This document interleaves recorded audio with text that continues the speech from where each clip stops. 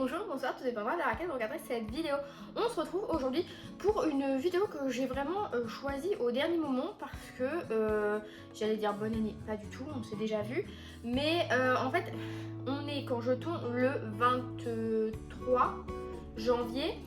J'ai déjà lu 40 livres. Voilà, bref, hein, on va pas déblatérer.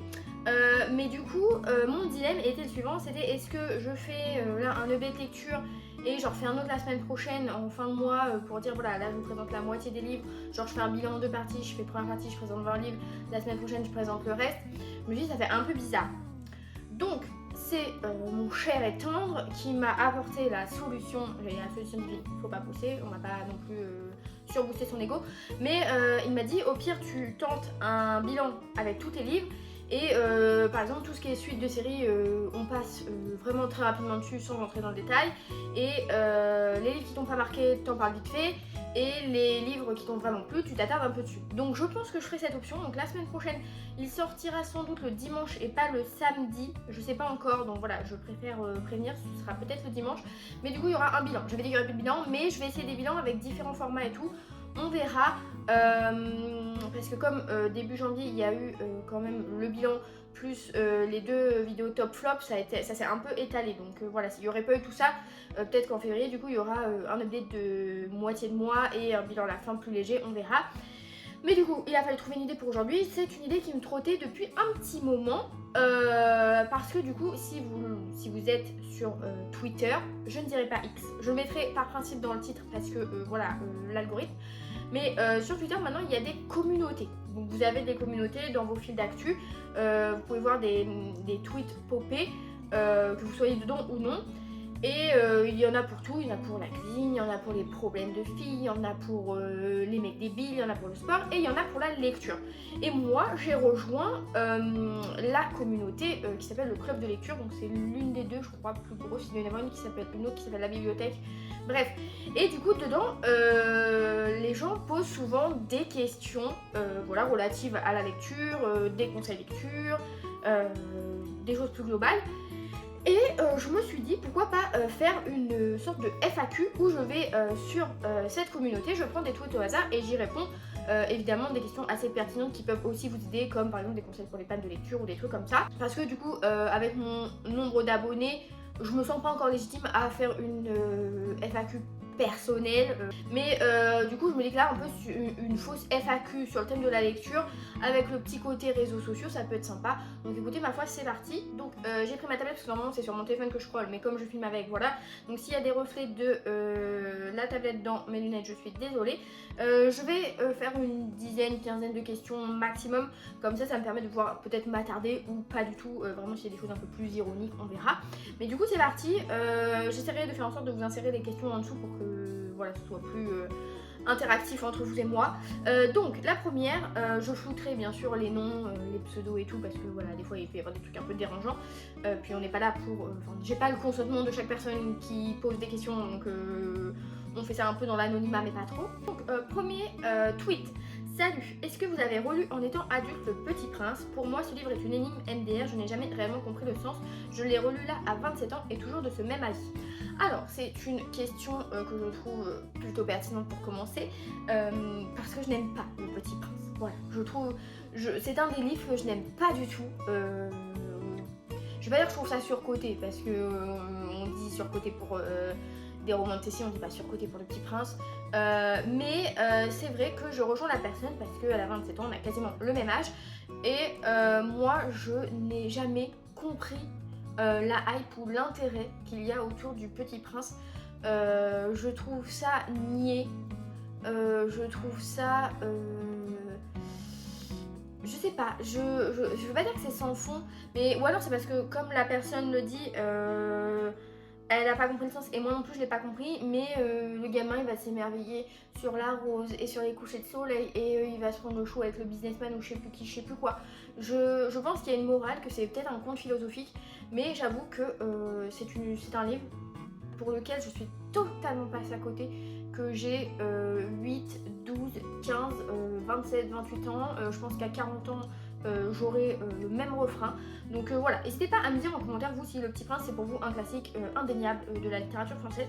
Mais pour moi, voilà, je dois dire que je ne suis pas partisane, je ne fais pas partie de la fanbase de Antoine de Saint-Exupéry pour cette œuvre. Ah, là j'ai une question qui va amener à débat, n'hésitez pas à débattre et à commenter. Je viens de finir le livre Incendie de Wajdi Mouawad pour le book club de Maxime et c'était tellement beau et triste et horrible à la fois en fait. Le plot twist m'a laissé sans voix, je suis juste choquée quoi. Alors, Incendie c'est un livre que j'ai vu pas mal passer en librairie, les gens étaient vraiment attirés par ce livre, c'était souvent un livre qu'on nous demandait. Également il était parfois demandé dans les établissements scolaires, dans certains. Donc je ne sais pas si ça faisait partie d'un programme officiel ou si vraiment les profs prenaient appui sur ce titre précis pour construire un cours ou rejoindre un élément clé du programme. Mais je suis tombée plusieurs... En fait j'ai retenu ce tweet là parce que ça fait plusieurs fois que je le vois passer et donc maintenant je comprends parce que j'ai vu le TikTok de Maxime Biaggi.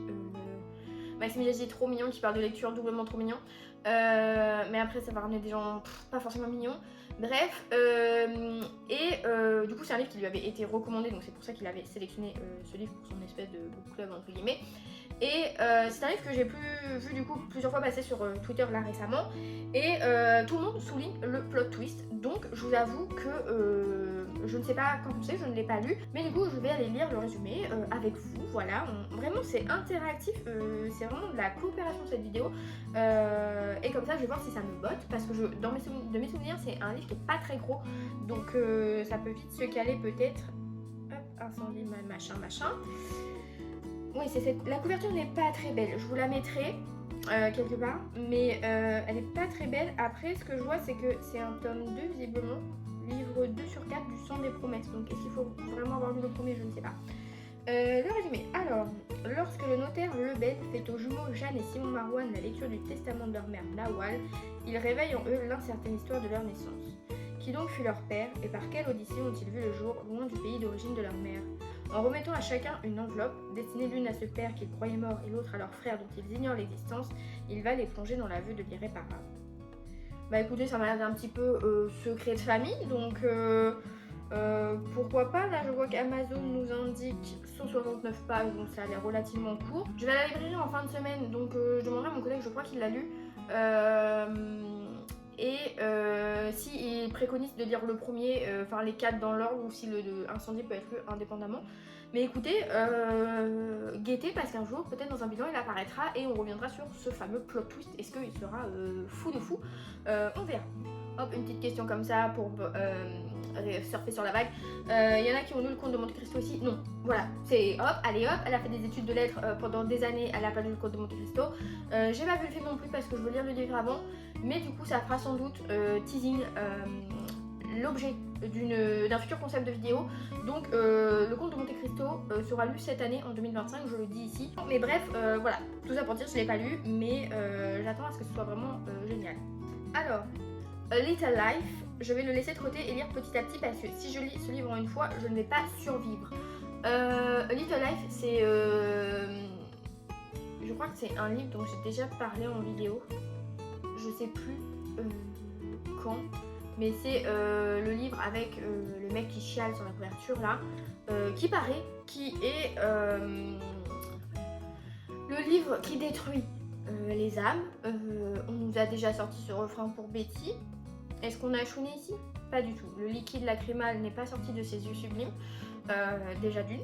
Et du coup, A Little Life, il paraît que c'est un livre qui détruit, qui est tout. Mais j'ai vu un autre tweet par rapport à celui-là qui est passé hier, je crois, qui disait qu'en gros, la personne était à genre la page 220-250 et elle était déjà en PLS par tout ce que vivait le personnage. Donc c'est pour que le personnage, ce soit la victime originelle, que ce soit une pique-me, ça va me gonfler. Donc peut-être qu'un jour je ferai un vlog, je lis ce livre qui ne me tente pas du tout. Peut-être que je l'endurerai parce qu'en plus il est très gros. Mais voilà pour ça. Ensuite, je prends le tweet qui est direct dessous. C'est quoi votre genre littéraire préféré? Si je devais répondre à cette question, je pense que mon genre littéraire préféré, c'est la fantasy fantastique. Je mets les deux ensemble parce qu'il y a tellement de sous-genres et de nuances pour dire ça c'est fantastique, ça c'est fantasy. Les frontières sont très minces parfois parce que j'aime faire travailler mon imagination. Je trouve qu'il y a des univers qui sont proposés qui foisonne de détails et qui donne envie de se projeter dedans, de prendre part à l'histoire en étant les yeux à l'intérieur du décor, si je puis dire. Et ce que j'aime beaucoup dans ce genre aussi, c'est que justement, autant il y a des livres où on va facilement se projeter parce que les détails sont très bien, autant des fois il va y avoir des livres où justement il y en a trop et on sait plus trop où s'y retrouver. Après, je sais qu'il y a un débat sur les gens quand ils lisent, est-ce qu'ils visualisent des mots, est-ce qu'ils visualisent des images, est-ce qu'ils se fient aux descriptions pour imaginer les gens. Parce que par exemple, vous voyez, en romance, c'est tout con, mais quand je lis une romance, quand il y a un protagoniste masculin, je peux pas m'empêcher de transférer quelqu'un que je connais, genre mon mec, une célébrité et tout. Donc quand des fois il y a des descriptions, j'avoue, des fois je fais pas trop gaffe parce que je suis un peu, j'aime bien visualiser des vrais gens, dans la romance notamment. Mais en fantasy, c'est vrai que je suis quelqu'un qui visualise beaucoup ce que je lis. Donc c'est vraiment, moi dans ma tête, c'est des films, c'est des séries, c'est des... Voilà, tout est propre. S'il y a un pavé de travers dans la rue, dans ma tête, le pavé, il est de travers. Voilà. Donc ouais, je pense que vraiment mon genre préféré, c'est fantasy, fantastique. Là, je m'arrête sur un tweet qui me fait prendre la question parce que c'est une question qu'il y avait des fois régulièrement en librairie. Et pas uniquement pour ce titre-là. La question c'est bonsoir, est-ce que certains ou certaines d'entre vous ont lu les versions romans des Carnets de l'apothicaire? Je suis en train de lire le manga et je me demandais si la version roman pouvait être plus complète ou si les deux versions sont sensiblement identiques. Ma réponse à ce tweet, c'est que les Carnets de l'apothicaire, c'est avant d'être un manga, c'est déjà du roman.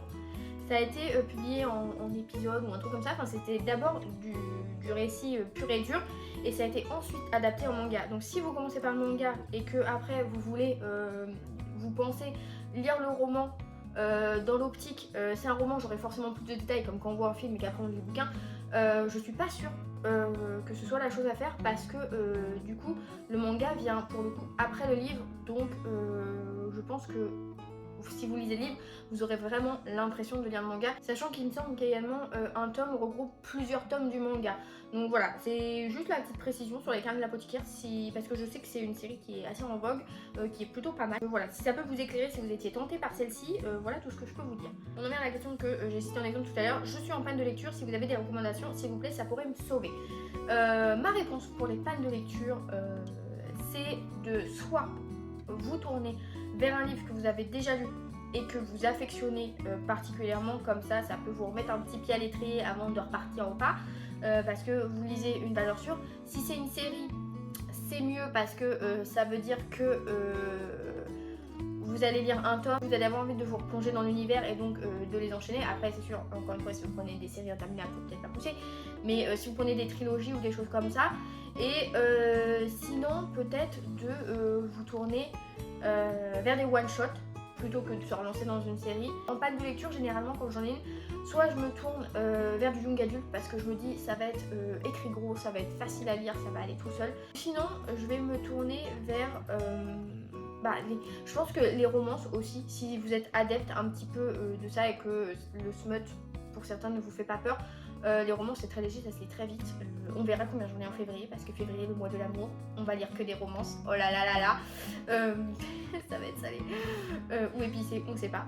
Ou sinon je me tourne vers des polars parce que, et généralement plutôt thriller psychologique où il va y avoir ce truc de vouloir absolument tourner les pages pour savoir et pas forcément un thriller historique où on va quand même avoir beaucoup de dates, beaucoup d'éléments de contexte, ni un polar avec une grosse enquête où il va quand même falloir réfléchir, faire des liens et tout.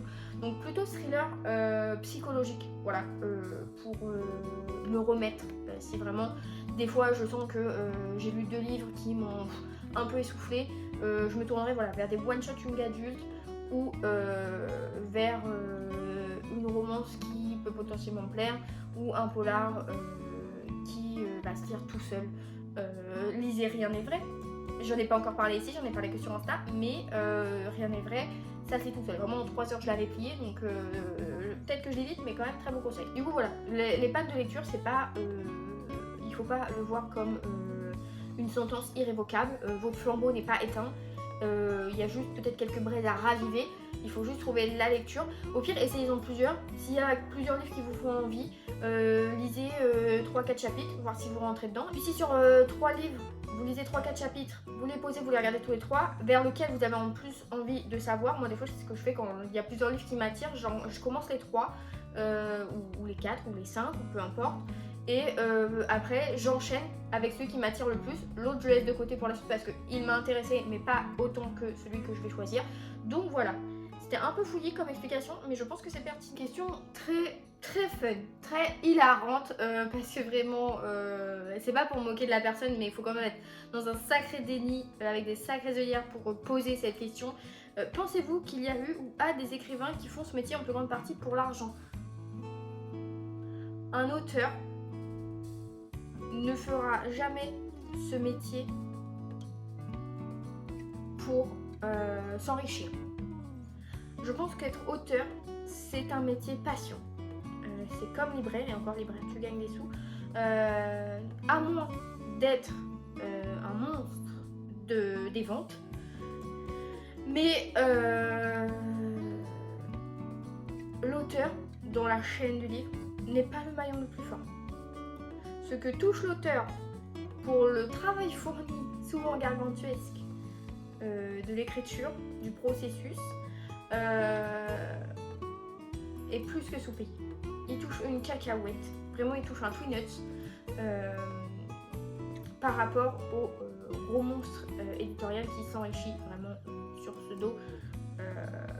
Je dois reconnaître que je trouve la façon dont sont rémunérés des auteurs très ingrate. Alors oui, forcément, si vous êtes... je pense qu'il y a plus de chances de s'enrichir, entre guillemets, si vous êtes auteur à l'étranger, les auteurs américains, anglais, parce que notamment aux États-Unis, il y a des agents littéraires. Donc des agents littéraires, c'est des gens qui vont prendre un auteur sous leur aile et défendre son bouquin à l'international. Déjà, dans un premier temps, au national, pour lui trouver des maisons d'édition, et après pour le faire traduire dans différentes langues, ça va être le travail de l'agent. Et donc l'auteur a ce soutien, ce support qui en France n'est pas encore trop démocratisé, il me semble. Moi personnellement, je ne pense pas que un écrivain écrive dans le but de s'enrichir, parce que moi, être libraire, c'était pas pour devenir riche, hein. On sait que ça fait partie des métiers passion comme il y en a d'autres. Mais voilà, c'est mon point de vue. Donc sachez que des fois, c'est pas parce que des auteurs sortent à foison des titres que ça les fait gagner 3 fois plus. Généralement, ça c'est un peu un mythe d'une légende urbaine, hein. Les auteurs riches, voilà. Après avoir terminé un livre, vous en entamez directement un autre ou vous octroyez une courte pause. Alors, personnellement, je suis du genre à enchaîner. Mais après, je suis du genre aussi à cumuler les lectures en cours. Donc en fait, quand j'en finis un, je sais qu'il y en a toujours un en cours derrière. Mais sinon, selon le livre que c'est, généralement, je recommence un dans la foulée. Bon, pas dans la minute qui suit, mais je vais pas me laisser des pauses de plusieurs jours. Ça va peut-être plusieurs heures parce que je vais recommencer quelque chose dans la journée si je le termine le matin par exemple. En revanche, c'est rare que j'enchaîne 2 lectures du même genre. Parce que par exemple, si je lis un thriller qui me plaît, qui me convainc, je vais pas enchaîner avec un autre thriller parce que je sais que, vu ce que j'ai lu qui m'a beaucoup plu, je sais que mes attentes seront forcément plus hautes et j'ai pas envie de pénaliser un livre qui me fait envie de base parce que ma lecture précédente était géniale et que lui du coup pourrait peut-être me paraître plus fade, et donc je préfère partir sur un genre totalement opposé. Par exemple, si j'ai lu un thriller comme en début de mois, j'ai lu Rien n'est vrai, juste après j'ai adoré ma lecture donc j'ai enchaîné avec une romance parce que je me suis dit bah une romance c'est ni chaud ni froid, je pars avec 0 attente, comme ça si ça me plaît bah c'est top, si ça me plaît pas bah tant pis, mais ça ne ruinera pas entre guillemets ma lecture parce que j'aurais pas placé les mêmes attentes sur les mêmes points que j'avais pour un thriller. Donc voilà, pour ça moi je fonctionne comme ça. Après je comprends qu'il y a des gens qui aient besoin de plus de temps pour se remettre d'une lecture, par exemple notamment en fantasy, je sais qu'il y a des gens qui préfèrent attendre 1 ou 2 jours parce que pendant ces 1 ou 2 jours ils vont repenser à l'univers, ils vont repenser à détails parce que comme c'est généralement la fantasy c'est généralement assez lourd au niveau univers et tout. Je comprends qu'on ait envie de se délecter un petit peu de tout ce qu'on a lu. Si t'enchaînes 1000 pages, t'as pas envie de les zapper en 2 heures. Donc voilà pour ça, c'est mon avis personnel, n'hésitez pas à me dire vous comment vous procédez. Il y a quelqu'un qui vient de dire j'ai relu mon livre préféré et je l'ai pas aimé. Vraiment ma phobie sur terre. De un jour relire un livre que j'ai trop aimé, où je me rappelle que le plot était fou et tout, et le relire et le trouver fadasse. Je pense que c'est plus propice d'arriver aux gens qui lisent beaucoup de livres parce que justement entre votre livre préféré et votre lecture vous en aurez lu ça se trouve des cinquantaines. Mais j'avoue que c'est un truc qui me fait super peur. Je pense que je vais faire encore 3-4 questions. Là j'en ai une pertinente parce que pareil c'est comme avec les carnets d'apothicaire, c'est des choses, des questions qui peuvent revenir régulièrement. La personne me dit qu'elle a lu des commentaires sur le livre de Dostoïevski parce que sa lecture était très compliquée et elle l'a recommandé dans l'édition Babel. Et je dois dire que c'est un commentaire pertinent parce que c'est vrai que les classiques, il y en a des milliers et des cents. Les éditions, on a des milliers et des cents. Des fois, en milieu scolaire, on va dire oui, il faut telle édition et il faut telle préface de telle personne, de tel machin et tout, ou telle traduction. Faites des recherches avant de vous lancer dans des classiques, notamment des gros morceaux comme là un Dostoïevski ou je sais qu'il y a des Jane Austen aussi. Faites des recherches sur quelle est la meilleure édition, celle qui vous correspondra le mieux, parce que des fois il y en a qui vont être blindés d'annotations ou de notes de bas de page pour préciser des choses. Il y en a qui vont avoir des traductions plus littérales, avec des langages plus soutenus, du vocabulaire plus complexe parce que ce sont des vieilles traductions, on n'a plus forcément les mêmes formulations, on n'a plus les mêmes mots maintenant. Mais si j'ai un conseil à vous donner, parce que vous avez envie de lire des classiques, ce qui est tout à votre honneur, d'en découvrir pour éviter de vous écœurer, notamment avec des pavés comme la Dostoïevski, on sait. Tournez-vous si possible vers vos libraires s'ils s'y connaissent. Si vous voyez qu'ils bégayent, laissez tomber. Passez plutôt sur Google malheureusement, mais Google des fois a de très bonnes réponses. Il y a des forums de gens qui sont très pointus là-dessus et qui savent marquer les différences entre chaque édition pour savoir laquelle répondra le mieux à vos besoins. Un classique ça peut se jouer à pas grand chose. Il suffit d'une traduction d'une personne. Si vous la comparez à une autre, ça va être vraiment un fossé. Donc voilà, si j'ai un conseil à vous donner, c'est avant de vous lancer dans un classique, renseignez-vous s'il y a plusieurs éditions et après sur ces éditions lesquelles sont les plus pertinentes. Là par exemple, je sais que là la personne elle parle des Babel, je sais que Babel c'est souvent préconisé, là pour Dostoïevski mais pas que, parce que par exemple si vous prenez un GF, généralement les GF c'est un peu scolaire, c'est un peu lourdingue. En plus pareil, niveau confort visuel, selon les éditions, je sais que par exemple un GF c'est très tassé, alors qu'un Babel ça va plus être un format roman classique. Donc voilà. Une question à laquelle je n'ai pas de réponse. Quel est votre auteur préféré et pour quelle raison il est votre préféré? J'ai pas d'auteur préféré. Honnêtement, là, vu comme ça, je saurais pas dire. Parce que des fois, ça va jouer à un livre, vous voyez, genre Six of Crows, Masterclass, j'adore. Pourtant Grisha, j'aime pas. La 9e maison, ça ne l'a pas fait. Vous le verrez dans le bilan, mais Le Familier, malheureusement, ça ne l'a pas fait non plus de Lee Bardugo. Donc je suis un peu blasée. Mais non, j'avoue que ouais, Maxime Chatham se démarque peut-être parce qu'en plus de l'apprécier en tant qu'auteur, je l'apprécie en tant que personne. Mais j'ai pas l'impression d'avoir d'auteur préféré. C'est un peu triste, non? Genre la nana, elle est 200 livres à l'année, elle a pas d'auteur préféré. Genre, je sais pas, c'est trop aléatoire. Vous voyez, si je prends Victor Dixon, je vais adorer la trilogie principale de Vampiria. Phobos, c'est sympa, mais alors Vampire America, je déteste. Trop bizarre. Dites-moi comment vous savez votre auteur et votre auteur préféré. Ah, la polémique. Ah oui, parce que la polémique, bon, on va faire un petit peu de drama, on va un petit peu spill the tea. J'ai acheté le livre maudit. Le livre maudit sur la commu, Twitter là, c'est La femme de ménage, parce que tout le monde en parle, tout le monde rabâche par vague de tweets toute la journée. Et donc il y a des gens qui disent ça suffit, ça suffit, ça suffit. À un moment, oui, ça suffit, parce que La femme de ménage c'est bien, mais il faut pas pousser. Donc voilà, à un moment donné, la hype, faut la laisser justifier, faut pas non plus en faire des caisses et des caisses. Après, je pense que dans l'eau, il y a des tweets ironiques, second degré, mais du coup, voilà, tous les avis différents m'ont incité à me faire mon propre avis. Oui, fais-toi ton propre avis, mademoiselle. La femme de ménage est très sympa, sans doute vite prévisible pour certains, mais après, c'est pas ce qu'on lui demande. On lui demande d'être un page turner et il le fait très bien. Parce qu'un livre d'où vous trouvez le plot prévisible, mais que vous voulez quand même aller au bout pour le voir de vos yeux, c'est que ça fonctionne. Le 2 est moins bien. Le 2 est moins bien parce que encore plus prévisible que le premier et moins attrayant, je dirais. Par contre, le 3 relève à nouveau le niveau. Je l'ai trouvé un peu plus surprenant que le premier pour le coup. Peut-être même qu'il est mon préféré des 3 parce qu'il m'a rendu vraiment, je vous jure, et vas-y. J'en parlerai dans mon bilan, mais franchement, le 3 est top. Donc si vous avez bien aimé le 1, pas aimé le 2, lisez comme le 3 parce qu'il relève le niveau. Et si vous avez pas aimé le premier, lisez comme le 3 parce qu'il relève le niveau. Vraiment, lisez quoi. C'est ça le mot de l'histoire. Et du coup, voilà, ça fait ça le mot de la fin. Lisez, lisez, peu importe ce que vous lisez, mais lisez. Sauf si vous avez 12 ans, lisez pas Captive. Aberrant sur 10 là. Mais si vous avez 12 ans, lisez Que la cerise. Lisez les Katy Cassidy parce que c'est super à 12 ans. Lisez Journal d'une princesse de Mekabo. Vraiment incroyable sur 10. Mais voilà. Bah écoutez, j'espère que ce petit format un peu sympa où on va dans les méandres des réseaux sociaux vous aura plu. J'espère qu'au montage j'aurai réussi à retrouver tous les tweets. Normalement je les ai enregistrés donc ça devrait le faire. Mais voilà, c'est une FAQ, si on a fait une FAQ, on avait peut-être su un petit peu plus sur moi. Des petits conseils, des petits trucs. Donc voilà, écoutez, je tente. Si ça fait 15 vues, bah ça fera 15 vues. C'est pas grave, on n'est pas là pour ça, on est là pour tester des choses. Donc voilà, quand j'ai des petites idées de concepts que je note, on les exploite, on voit ce que ça donne. Et puis écoutez, j'espère que ça vous aura plu. En tout cas, n'hésitez pas dans les commentaires, vous, à répondre vous-même aux questions qu'il y avait, si vous avez des avis différents des miens ou si on a des avis qui se rejoignent. Du coup, la semaine prochaine, ou le samedi ou le dimanche, on n'est pas fixe. Ce sera le bilan de janvier qui sera sans doute très costaud. M'en voulez pas d'avance si la vidéo elle fait 48 minutes, j'espère pas.